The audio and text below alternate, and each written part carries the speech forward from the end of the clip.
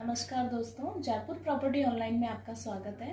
Corona महामारी के चलते रियल एस्टेट को लेकर लोगों के दिमाग में कई तरह के सवाल आए होंगे, जैसे कि क्या रियल एस्टेट मार्केट अप होगा, क्या रियल एस्टेट मार्केट डाउन होगा, क्या रियल एस्टेट मार्केट जैसा था वैसा ही रहेगा। इन सभी के जवाब देने के लिए हमारे साथ में है तनुश्री जी शिवानी, थैंक यू कि आपने मुझे इस स्टेज पर बुलाया। तो आप बिल्कुल सही कह रही हैं कि अभी जो करंट सिनेरियो है उसके ऊपर सभी का यही है कि रियल एस्टेट में क्या होगा आने वाले टाइम में, क्या हमें इन्वेस्टमेंट अभी करना चाहिए, क्या अभी हमें घर खरीदने चाहिए।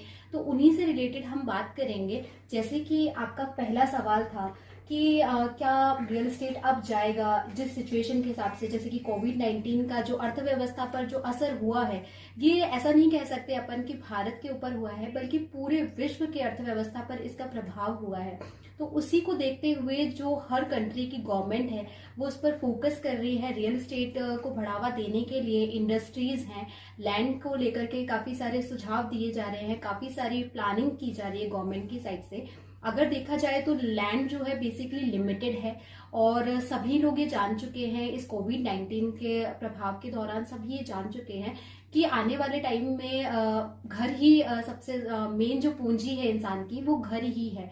और दूसरी बात अगर अपन करते हैं इंडस्ट्रीज को लेकर के, जैसे कि अर्थव्यवस्था को इफेक्ट हुआ है क्योंकि मार्केट क्लोज रहा लॉकडाउन के दौरान, कोई भी बिजनेस नहीं हो पाया। तो इसीलिए जो गवर्नमेंट है उस इंडस्ट्रीज को और स्टार्टअप्स को बढ़ाने के लिए, जैसे कि अभी हमने देखा कि सम्माननीय प्रधानमंत्री नरेंद्र मोदी जी ने काफी बड़े एक बजट का ऐलान किया है, 20 लाख करोड़ जैसा कि रिपोर्ट के मुताबिक है। तो उससे इंडस्ट्रीज को काफी बूम मिलेगा और लैंड के लिए काफी सारी चीजें होंगी। और आपने देखा ही है कि फॉरेनर्स जो है, जो अपने इंडिया से बाहर गए हुए थे, तो वो सभी इंडिया रिटर्न हो रहे हैं और उनको स्टार्टअप के लिए लैंड की रिक्वायरमेंट होगी, इंडस्ट्रीज डेवलप होंगी। तो इस तरीके से अपन इन फैक्ट्स के बिहाफ पे अपन ये कह सकते हैं कि definitely real estate market up ही जाएगा। ऐसे में देश की अर्थव्यवस्था पर क्या असर पड़ेगा? बिल्कुल शिवानी, अभी सभी लोग ये जानना चाहते हैं कि अर्थव्यवस्था पर इसका क्या असर होगा और रियल एस्टेट की हालत कैसी रहेगी। तो उससे रिलेटेड ये बात है कि गवर्नमेंट ने जो है इंडस्ट्रीज को बढ़ावा देने के लिए 4.61 लाख हेक्टेयर की जमीन प्रोवाइड करने का एक निश्चय किया है कि उन्हें देनी है।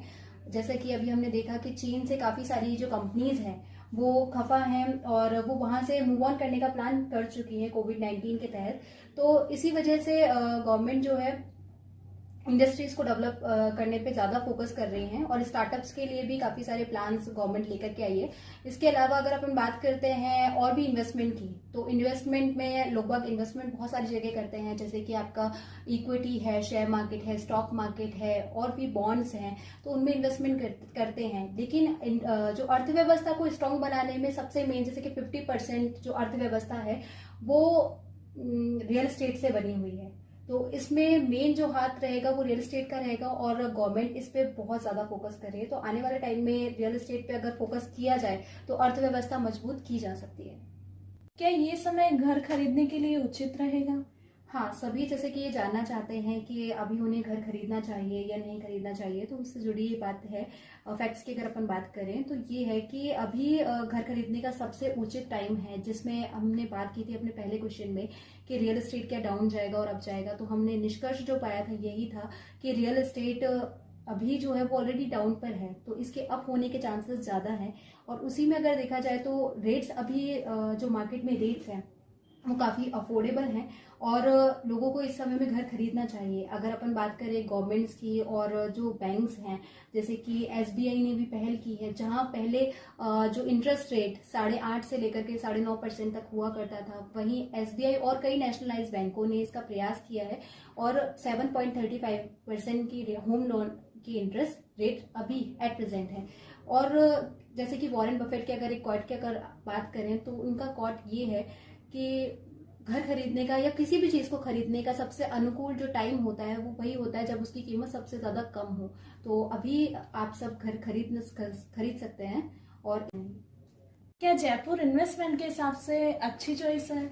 बिल्कुल, जयपुर में अगर अपन बात करें इंडस्ट्रीज को लेकर के, तो राज्य सरकार, जो राजस्थान राज्य सरकार है, वो यही चाहती हैं कि जयपुर में इवन राजस्थान में काफ़ी सारी कंपनीज मूव करें और रोजगार लोगों को मिले। तो इसीलिए जैसे कि राज्य सरकार जो चाह रही है कि 1000 से ज़्यादा ऐसी कंपनीज हैं जो जयपुर में मूव ऑन कर सकती हैं। और इसके अलावा जयपुर ऑलरेडी इंडस्ट्रियल हब है, जैसे कि काफ़ी सारे इंडस्ट्रियल एरिया यहाँ पे हैं, और भी काफ़ी सारे जो फैक्टर्स हैं, जैसे कि मैन्युफैक्चरिंग है, जेम्स इंडस्ट्री है, इंपोर्ट एक्सपोर्ट का मार्केट हो गया, तो उन पर काफ़ी फोकस करने के लिए जयपुर पहली पसंद हो सकती है। चाहे अपन क्षेत्रफल की दृष्टि से देखें या फिर हम बात करें वेदर के अकॉर्डिंग, तो पहली पसंद कंपनीज की जयपुर राजस्थान हो सकती है। मध्यम वर्ग और मजदूर वर्ग के लोगों को घर खरीदने में क्या फायदा होगा? बिल्कुल, जैसा अभी करंट सिनेरियो हमने देखा कि मजदूर वर्ग जो है काफ़ी ज़्यादा सफ़र कर रहा है, और मध्यम वर्ग भी काफ़ी सफ़र कर रहा है। कई लोग जो किराए पे रहते हैं या फिर और जो तंग गलियों में लोग बाग रहते हैं, वो सभी उस एरिया से बाहर निकलना चाहते हैं, और इसके लिए सपोर्ट मिल ही रहे हैं। जैसे कि हमने अपने प्रीवियस क्वेश्चन में बात की थी कि गवर्नमेंट किस तरीके से उनकी हेल्प कर रही है, बैंक किस तरीके से उनको सहायता प्रदान कर रही है। तो इसमें उनको बहुत अच्छा फ़ायदा है कि अगर इस टाइम में वो घर खरीद लेते हैं, तो उनकी जो एक कहते हैं ना कि घर है तो सब कुछ है, तो उस तरीके की चीज़ें उनके साथ, मतलब बहुत अच्छा टाइम है उनके लिए, और इससे उनको फ़ायदा होना ही है। फिर जैसे कि काफ़ी सारे लोग जो है पलायन कर रहे हैं, लोग बाग इधर से उधर जा रहे हैं, जो प्रवासी हैं, अब उन्हें भी ये रियलाइज़ हो गया कि जिस जगह वो काम कर रहे हैं वहाँ उनका खुद का घर होना बहुत ज़रूरी है। तो ऐसे में ये उनके लिए मौका भी है और बहुत ज़रूरी भी है कि वो अपना घर खरीदें, और काफ़ी सारे उनको रिबेट्स मिल रहे हैं गवर्नमेंट की साइड से, काफ़ी सारी चीज़ें हो रही हैं, तो उन्हें ज़रूर घर खरीदना चाहिए। ये उनके लिए एक फ़ायदे की डील हो सकती है। थैंक यू तनुश्री, आपने अपना कीमती समय निकाला। ये सवाल कई लोगों के थे जिनका आपने जवाब दिया। Thank you for having me.